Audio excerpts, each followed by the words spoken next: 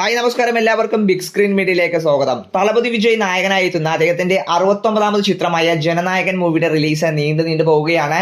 വിനോദ് സംവിധാനം ചെയ്യുന്ന ഈ ഒരു ചിത്രം വിജയുടെ അവസാന ചിത്രമാണ് എന്ന് അദ്ദേഹം ഒഫീഷ്യലായിട്ട് കൺഫേം ചെയ്തതാണ്. അപ്പോൾ ചിത്രത്തിന്റെ പുതിയ റിലീസ് ഡേറ്റിനെ കുറിച്ച് അപ്ഡേറ്റ് നമുക്ക് ലഭിച്ചിട്ടുണ്ട്. ഏപ്രിൽ 26-നാണ് തമിഴ്നാട് ഇലക്ഷൻ നടക്കുന്നത്. നിലവിലെ സാഹചര്യത്തിൽ ഇലക്ഷന് മുമ്പ് ചിത്രം റിലീസാവാൻ സാധ്യതകൾ കുറവാണ്. സെൻസർ സർട്ടിഫിക്കറ്റ് വൈകുന്നതാണ് പ്രധാന കാരണമെന്ന് നമുക്കെല്ലാം അറിയാം. ജനുവരി 9-ന് പൊങ്കൽ റിലീസായിട്ടാണ് ഈ ഒരു ചിത്രം എത്തേണ്ടിയിരുന്നത്. എന്നാൽ രാഷ്ട്രീയ പരാമർശങ്ങളെ ചൊല്ലി സെൻസർ ബോർഡ് അനുമതി വൈകിപ്പിക്കുകയാണ്.